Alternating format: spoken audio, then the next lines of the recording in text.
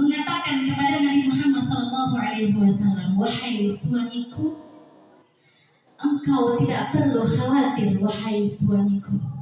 Engkau tidak akan pernah disia-siakan Allah. Engkau adalah orang yang mulia. Engkau adalah orang yang lemah lembut. Engkau adalah orang yang selalu menyambung silaturahmi. Engkau adalah orang yang selalu bersedekah. Engkau adalah orang yang memiliki akhlak terpuji. Maka Rasulullah yang tadinya merasa ketakutan pun menjadi tenang. Begitulah sambutan Bunda Khadijah kepada Nabi Muhammad SAW. Akan tetapi Bunda Khadijah tidak hanya menenangkan dengan kata-kata. Bunda Khadijah mengajak Nabi Muhammad SAW untuk bertemu dengan pendeta yang bernama Waraqah bin Naufal. Maka sesampainya di rumah Waraqah bin Naufal, mereka pun mengatakan, mereka pun menceritakan semua apa yang terjadi pada Rasulullah SAW. Maka Waraqah bin Naufal pun mengatakan, wahai Muhammad, aku telah mempelajari, aku telah membaca apa-apa yang ada tanda-tanda kenabian Nabi terakhir itu semua ada pada engkau ya Muhammad. Apabila engkau izinkan aku akan selalu senantiasa di sisimu wahai Muhammad. Aku akan selalu melindungimu wahai Muhammad, kata Waraqah bin Naufal. Maka Rasulullah SAW pun menyadari bahwasanya dirinya adalah seorang nabi yang diutus oleh Allah Subhanahu wa taala untuk menyempurnakan agama Islam, agama yang sempurna, yaitu agama Nabi Muhammad SAW. Maka singkat cerita, sampailah di waktu tahun ke-10 Hijriah kenabian dari Nabi Muhammad SAW, beliau melakukan haji wada, haji perpisahan. Beliau mengumpulkan para sahabat-sahabatnya, beliau mengumpulkan para pengikut-pengikutnya dan memberikan satu wasiat yang harus kalian ingat, katanya. Apa isi wasiatnya? Wasiatnya adalah apabila engkau ingin selamat, apabila engkau ingin bahagia dunia dan akhirat, maka berpegang teguhlah kepada Al-Quran, berpegang teguhlah kepada sunnah Rasulullah Sallallahu Alaihi Wasallam. Hablum minallah, hablum minannas. Maka sambunglah tali kita kepada Allah Subhanahu Wa Taala dan kita tetap menjaga hubungan kita terhadap sesama manusia. Itulah pesan Rasulullah Sallallahu Alaihi Wasallam ketika beliau haji wada. Maka sampailah di mana Rasulullah Sallallahu Alaihi Wasallam merasakan demam yang tinggi, demam yang sangat membuat dia lemah dikarenakan racun yang pernah beliau makan ketika terjadi perang namanya perang Khaybar pada tahun ke-7 Hijriah Nabi Muhammad Sallallahu Alaihi Wasallam. Maka Rasulullah Sallallahu Alaihi Wasallam merasa lemah dan beliau pun pulang ke rumahnya Bunda Aisyah radhiyallahu anha.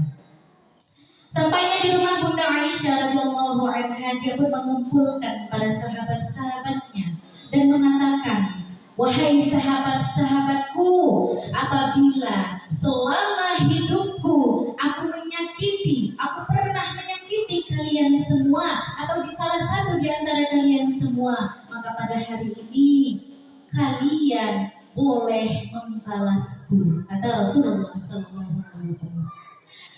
Maka adalah satu orang yang bernama Ukasyah.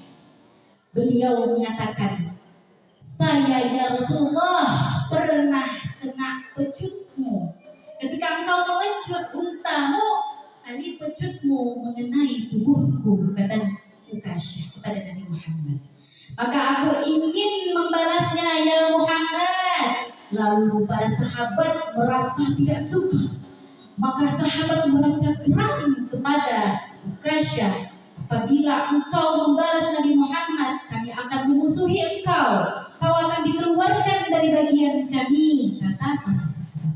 Tapi Nabi Muhammad Sallallahu Alaihi Wasallam dengan kerendahan hatinya mempersilahkan Ukasha untuk memukulnya, untuk memejutnya. Maka Rasulullah SAW membuka bajunya supaya bisa dipecut oleh Ukasha ini. Maka apa yang terjadi? Ketika Ukasha ingin memecut Nabi Muhammad Sallallahu Alaihi Wasallam, yang melemparkan pecutnya lalu berlari memeluk Nabi Muhammad Sallallahu Alaihi Wasallam sambil menangis. Ya Rasulullah, bagaimana aku bisa menyakiti engkau ya Rasulullah? Bagaimana aku bisa menyakiti engkau ya Rasulullah? Engkau adalah orang yang sangat mulia. Engkau adalah orang yang sangat-sangat terpuji akhlaknya. Engkau adalah manusia yang diutus oleh Allah Subhanahu wa Ta'ala untuk menyempurnakan agama Islam. Engkau selalu memuliakan kami. Engkau selalu berbuat baik kepada kami. Engkau wali ya Rasulullah. Engkau adalah orang yang sangat baik di muka bumi. Maka para sahabat pun menangis. Maka semua orang yang hadir pada masa itu menangis kesedihan, merasa begitu mendalam kesedihan. Maka Rasulullah Shallallahu Alaihi Wasallam pun merasa lemah, merasa sudah tidak berdaya. Maka ia pun didatangi oleh malaikat Israel untuk diambil nyawanya untuk kembali kepada Allah Subhanahu wa Ta'ala. Maka Rasulullah Shallallahu Alaihi Wasallam ketika hendak diambil nyawanya, ia berkata kepada Allah Subhanahu wa Ta'ala, "Ya Allah, begitu sakit ya Allah, sakaratul maut ini ya Allah, begitu sakit ya Allah," kata Nabi Muhammad. "Aku memohon kepadamu, timpakanlah semua rasa sakit itu ya Allah kepada diriku ya Allah. Karena umat-umatku tidak akan mampu merasakan sakitnya ya Allah. Karena ini sangat sakit ya Allah."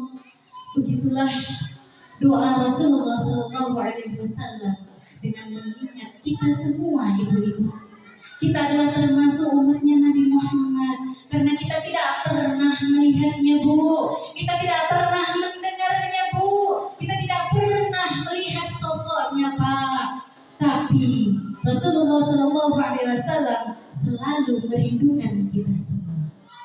Maka daripada itu kita disuruh tetap beriman kepada Allah dan beriman kepada Rasulullah Sallallahu Alaihi Wasallam. Sambung cerita ketika Rasulullah Sallallahu Alaihi Wasallam diangkat, dicabut nyawanya oleh malaikat Jibril, malaikat Israel, maka habislah hembusan nafas terakhir Nabi Muhammad Sallallahu Alaihi Wasallam.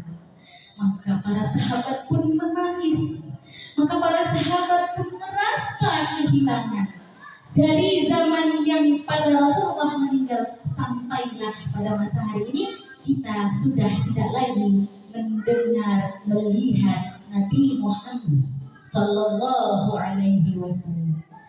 Maka akhir cerita sampai wafatnya Nabi Muhammad Sallallahu Alaihi Wasallam, dapatlah kita petik sebuah hikmah, yaitu tetap teguhkan pendirian kita dalam keislaman. Apapun cobaannya, mau itu harta, kekayaan, jabatan, jangan pernah kita gadaikan keimanan kita kepada Allah Subhanahu wa Ta'ala.